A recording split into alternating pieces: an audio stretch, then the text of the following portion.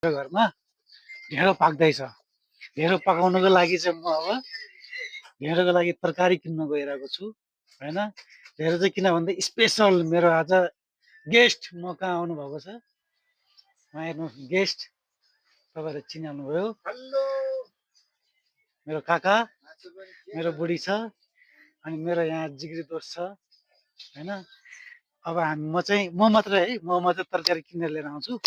त्यो पनि मेरो उयो इन्टाइसरमा म जानेछु। लेट्स गो केटाहरू। ल है गाइज, अब म चाहिँ जाँदैछु अब तरकारी लिनको लागि। म यहाँ बाटो बिचमा पुगिसकेको छु होइन। अब यहाँबाट चाहिँ जिग्रीकोमा जाँदैछु। मेरो जिग्रीको पसल चाहिँ यहीँ छ है।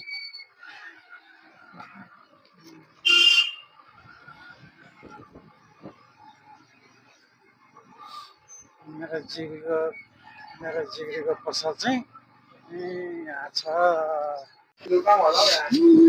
फुर्सद नै हुँदैन तपाईँलाई नै बाहिर निस्किनुलाई। मासु बनाऊ यो बनाऊ गर्दा गर्दा ठिक्क हुन्छ।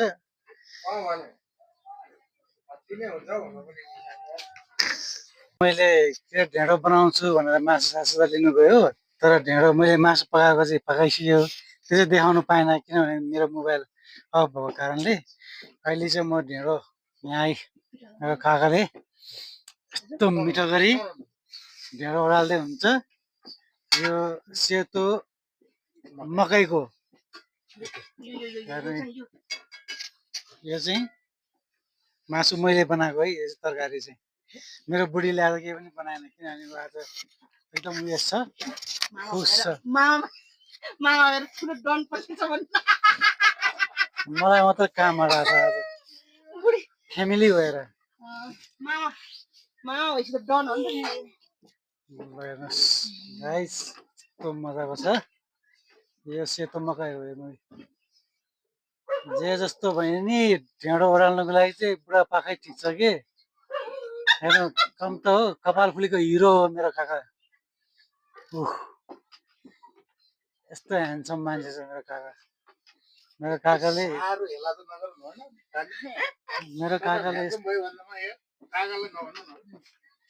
मेरो काका कम त ह्यान्डसम छ।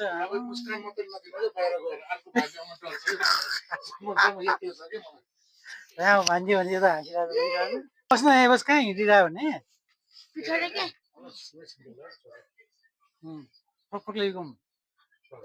हेर्नुहोस् तपाईँ राम्रोसँग कसरी पकाउँछ सुन्छ माइकबाट सुन्छ माइक राम्रो छ यस्तो दामी लागेछ तरकारीको ब्रो। हेर्दैन है कस्तो नरम देखेको आमा सेतोको त। धनिया चाहिँ कहाँ हाल्यो? धनिया सबै हालेको